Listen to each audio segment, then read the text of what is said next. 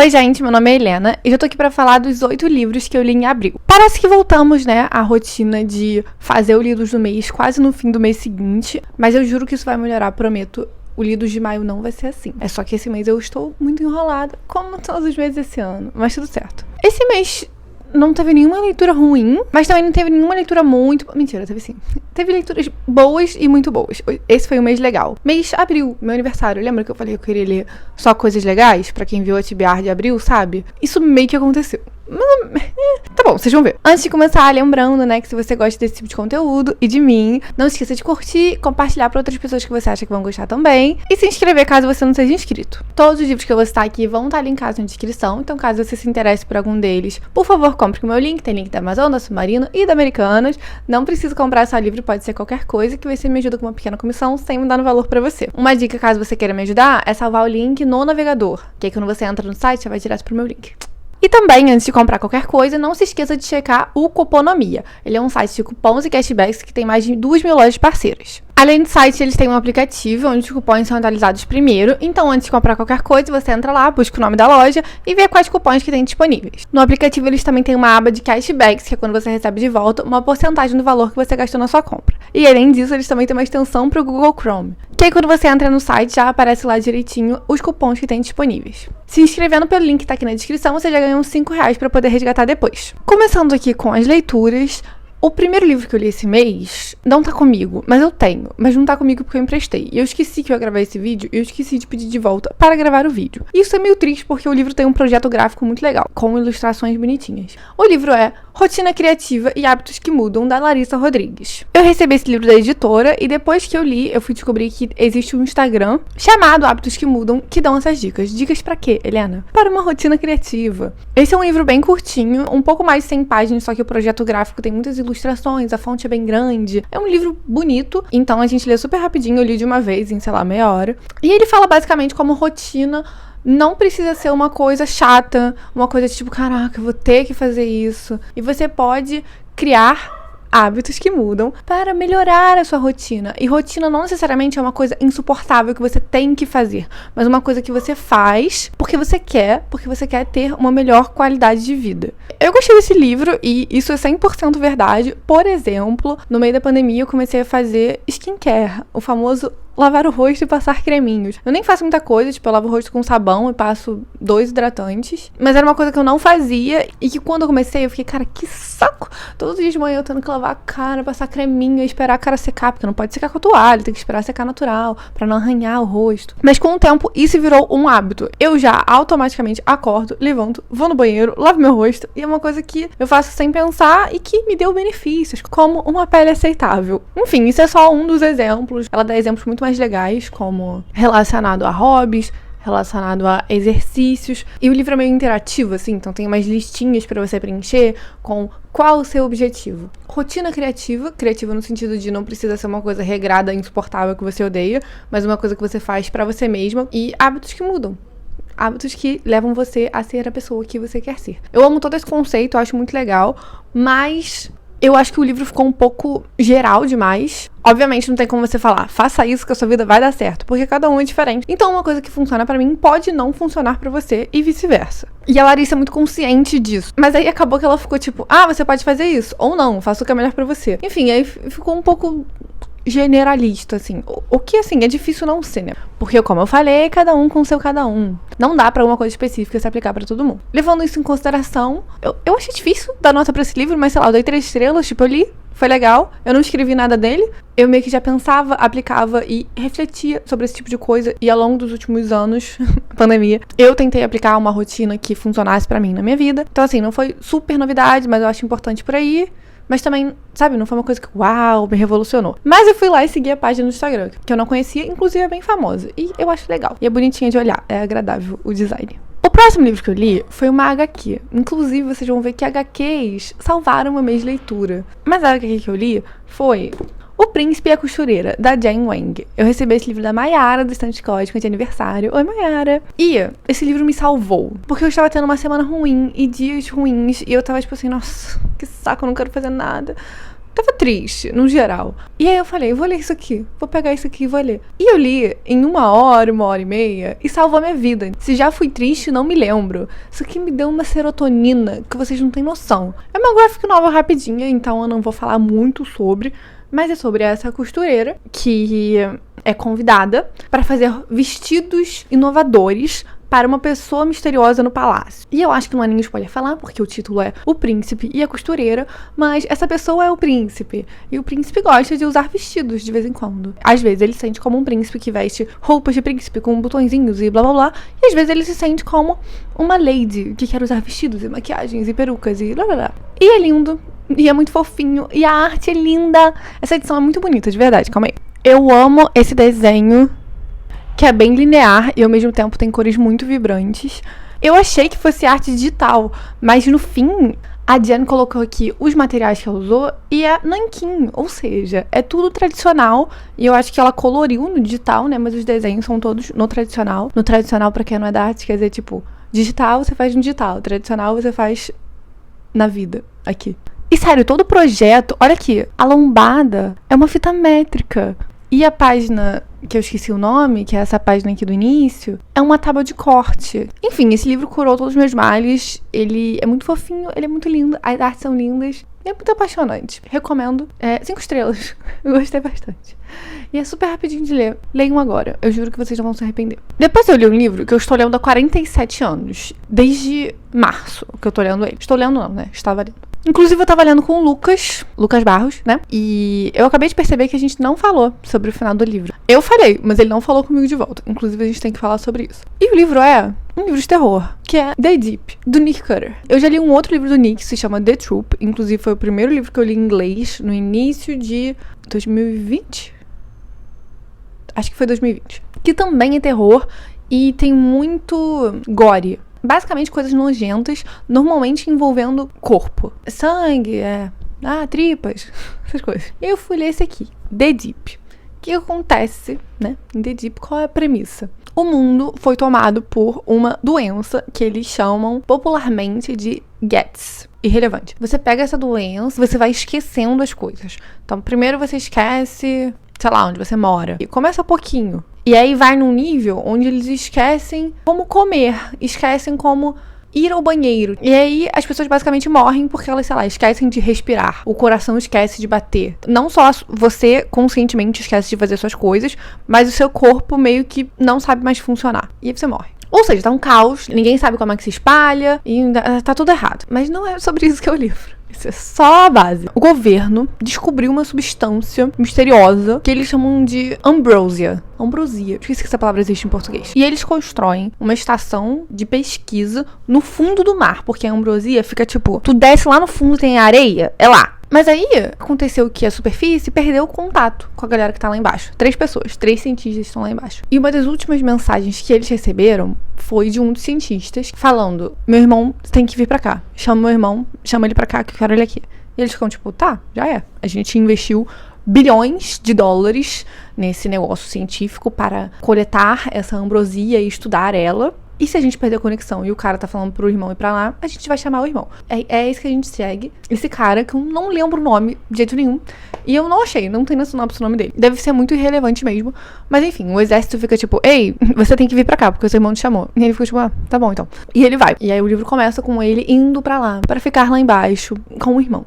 Só que aí ele chega lá e as coisas são meio estranhas. Tá todo mundo meio doido. É um ambiente muito hostil, entendeu? O ambiente em si não é muito legal. O que eu achei desse livro? É difícil dizer. Eu não tinha ideia do que ia ser o terror desse livro. Eu achava que ia ser meio que você estar enclausurado num lugar muito embaixo no oceano, mar pressionando ali. Você tem um furinho na parede, bum, todo mundo morre em 3 segundos, tipo, esmagado pela água. Doeu.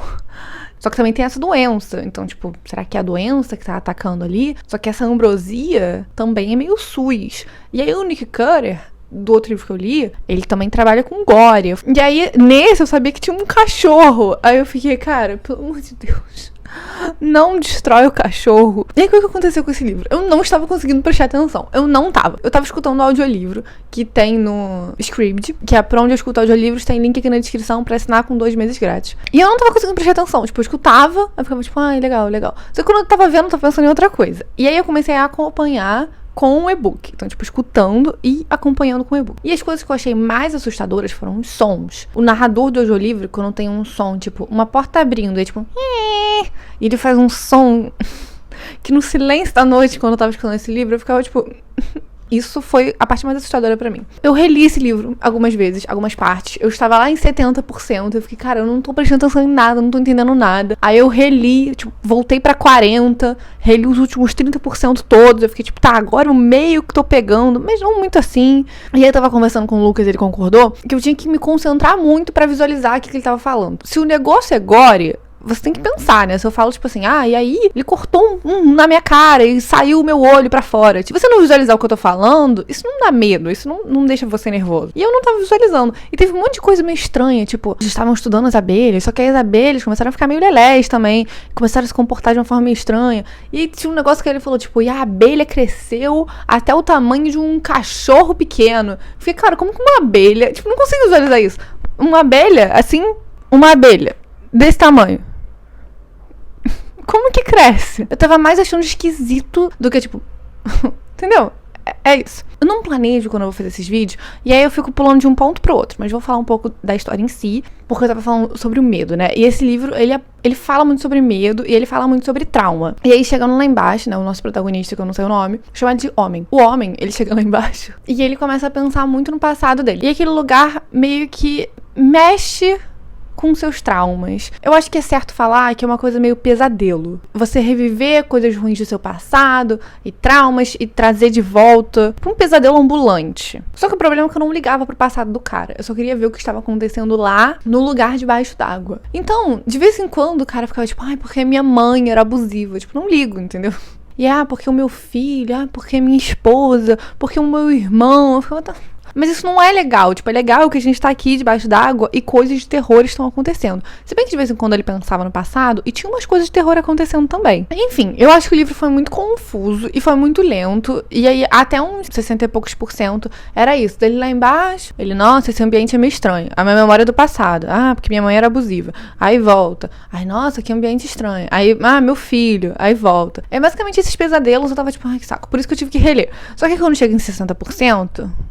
começa uma ação ali. Então, se o livro tivesse sido, não todo, né, porque tem que ter uma introdução, mas assim, a partir de 30%, ele já ficasse que nem os últimos 30%, seria bem mais legal. Quando chegou lá, tipo, ficou uma coisa mais tensa, sabe? Porque tava dando tudo errado. Tudo tava dando errado pro homem. E aí eu estava tensa junto com ele. E aí chegou, não sei se foi o epílogo ou a última parte. Nesse livro, como eu falei, é uma coisa muito mais psicológica. É mexendo com traumas e memórias e desejos e pesadelo mesmo. Como é que o autor vai explicar isso, né? Porque... me baseando no outro livro, que teve uma explicação que eu não vou falar qual é, porque outro livro também é spoiler. Eu achei que esse fosse ter uma. Eu não gostei, não. Assim, ok, mas, né? O diálogo final. Cara, eu não acredito que a gente tá resolvendo isso com uma conversa. Não o final em si, mas, tipo, todo esse mistério do que tava acontecendo lá embaixo foi uma coisa bem... Lovecraftiana. Então, resumindo, eu gostei do conceito, eu gostei que mexe com medos e traumas e pesadelos, só que eu não gostei da execução. O homem protagonista é chato e cansativo, ficou legal mesmo lá nos 60%, mas antes disso foi meio chato e eu não curti o final. Teve gore, eu não consegui tanto visualizar, mas teve, e quando eu visualizava, tipo, ia. E não teve tanta tortura animal. Tipo, se eu falar, uma abelha cresceu pro tamanho de um cachorro. Isso deve ser ruim pra abelha, né? Teve. Mas foi uma coisa tão surreal. Assim, se tivesse um filme, eu ia ficar transtornada. Mas a minha mente não consegue conjurar essas imagens, assim. Ou quando conjura, é tão diferente da nossa realidade, é tão longe, que eu fico tipo... Tá bom. Então, 3 estrelas. Valeu a leitura, não leria de novo.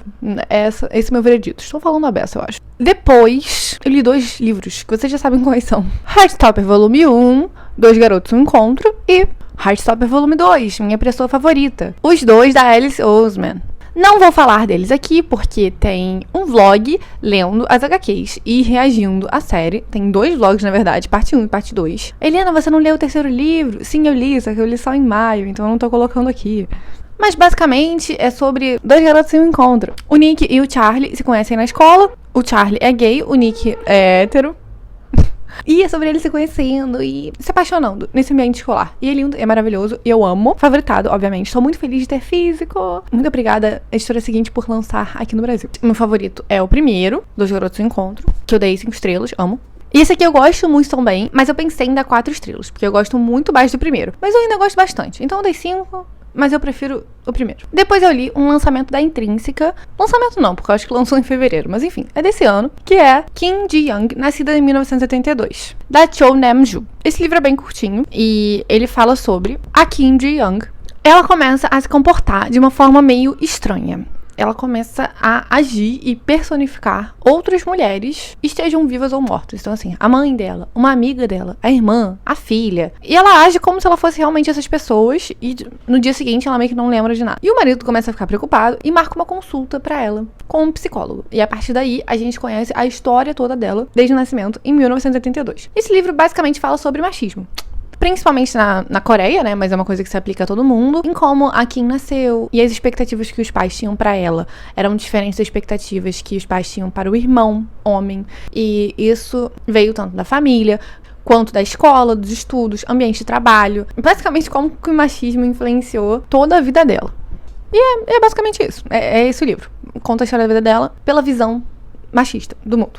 Eu recomendo não ler a sinopse, porque o livro é bem curtinho. Então, se você ler a sinopse, você vai meio que saber tudo o que acontece, porque eles falam aqui tudo o que acontece. Eu gostei desse livro. Eu achei, não raso, mas assim, tipo, eu sou mulher, né? Eu sei como é que é o machismo. Na Coreia é diferente, né, de como é aqui. E o que eu achei interessante é que esse livro usou de muitas estatísticas pra meio que comprovar o que ele tava falando. Não comprovar, assim, tipo, a gente não precisa de comprovação pra acreditar no machismo, né? Por exemplo, um dado. A porcentagem de funcionárias que usam licença maternidade aumentou de 20% em 2003 para mais de 50% em 2009. E 4 de cada 10 mulheres ainda trabalham sem a garantia de licença maternidade.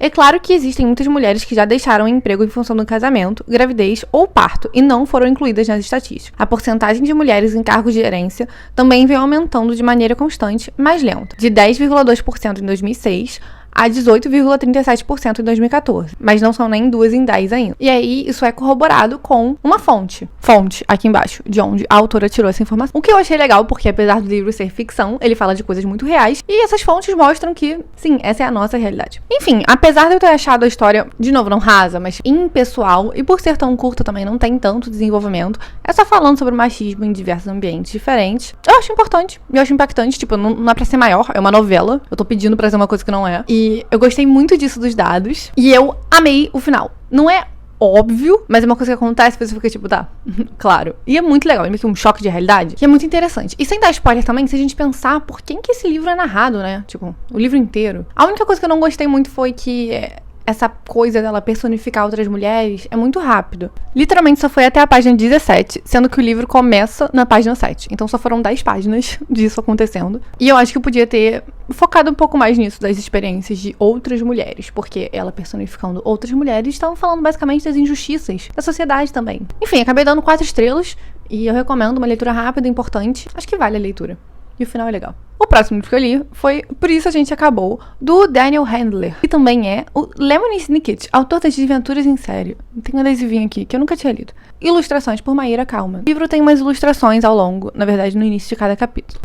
Nesse livro a gente segue a Min, que namorou um garoto chamado Ed. Eles namoraram por, sei lá, 1 mês, menos de 2, no ensino médio, e eles terminaram. E aí esse livro é ela pegando todas as coisas dele na casa dela e devolvendo pra ele. Mas com essa devolução, ela basicamente escreve uma carta para cada coisa. Por exemplo, esse foi o ingresso do dia que a gente foi no cinema, no nosso primeiro encontro. E aí aconteceu isso, isso e isso. Esse foi o chocolate que a gente comeu na primeira vez que a gente foi naquela lanchonete, que aconteceu isso, isso, isso. E ela meio que vai dando motivos de por isso que eles acabaram.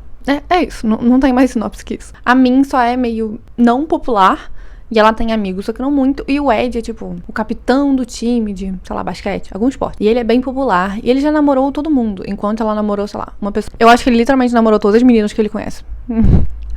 que eu achei desse livro, né? Primeiro que a minha é muito chata. Eu acho ela tava muito chato ler pela perspectiva dela. E assim, uma coisa que ela tem é que ela gosta de filmes. Só que ela não gosta de filme tipo Marvel. Ela gosta de filme clássico, antigo, em preto e branco. E assim, eu não sei nem se os filmes são de verdade, porque eu não conheço nenhum. E tudo que ela fala, ela faz uma referência a filme. Então ela fica tipo, isso aqui aconteceu. Igual aquele filme que aconteceu isso. E ela faz isso basicamente em todo capítulo, só que não tem graça, porque tipo assim, a gente não tá entendendo o que ela tá falando.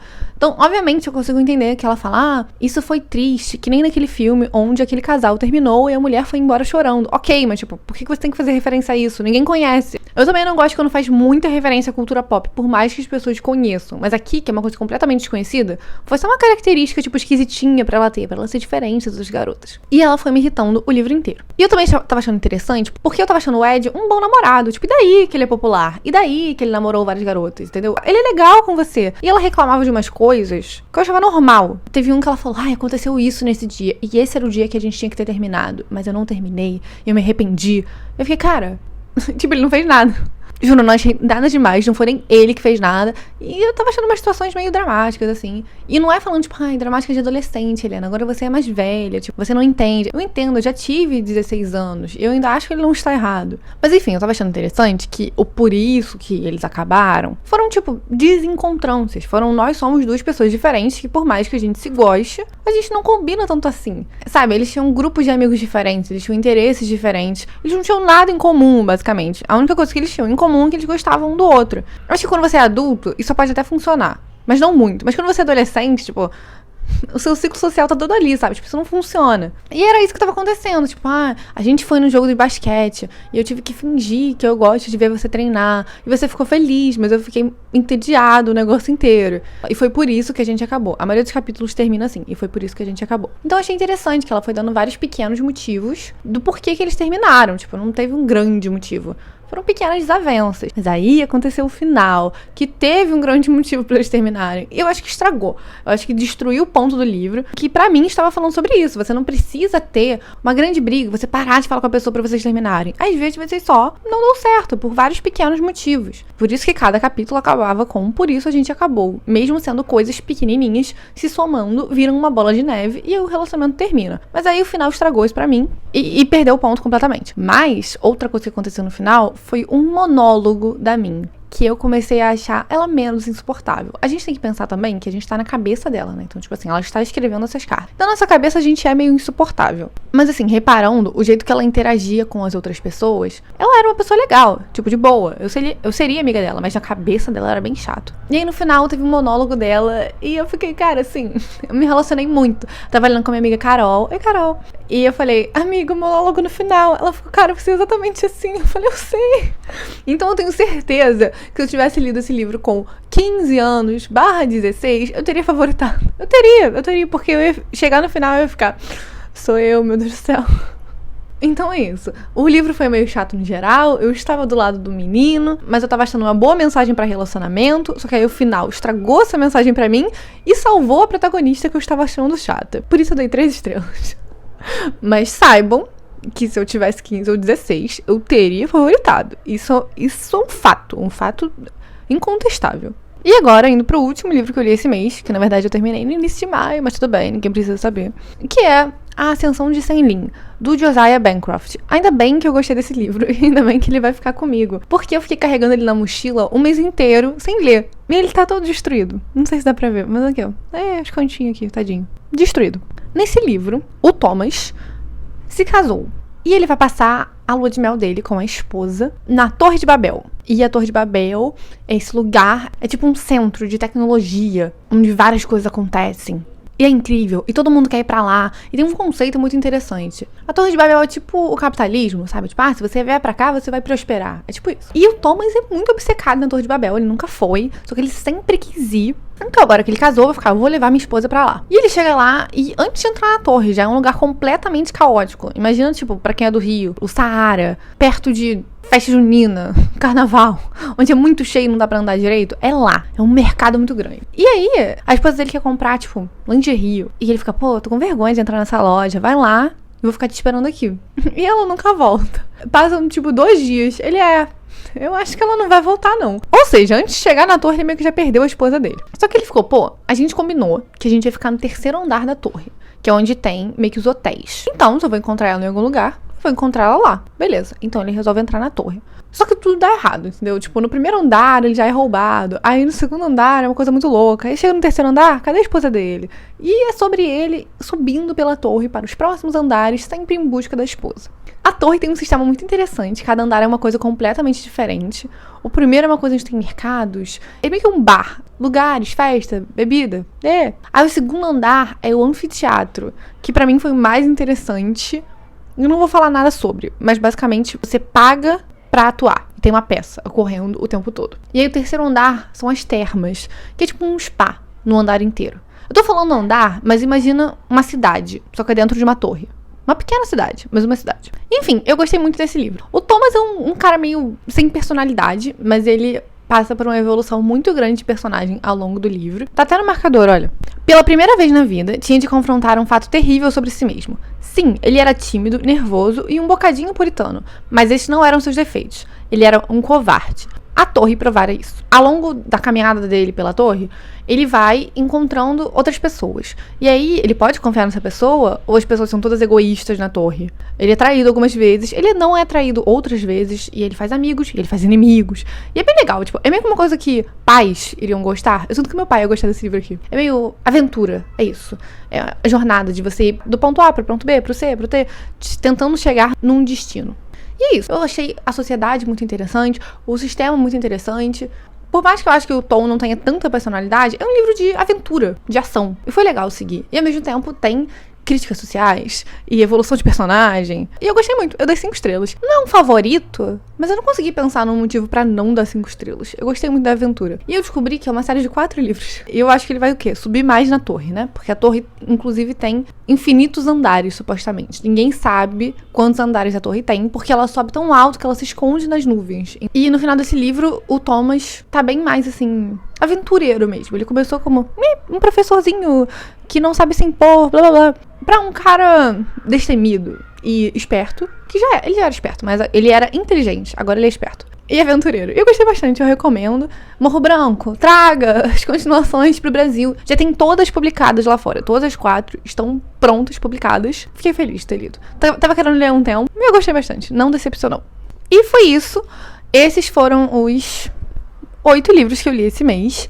Eu achei que esse vídeo fosse ficar curto, porque 3 foram HQs, né? Mas eu esqueci que eu sou tagarela. Faz muito tempo que eu não sento e fico falando sobre os livros, inclusive saudades. Me falem se vocês já leram algum desses livros, se vocês gostaram ou não, conversem comigo. E me falem também o que vocês leram em maio, me passem recomendações, por favor. E é isso, espero que vocês tenham gostado e até o próximo vídeo. Tchau!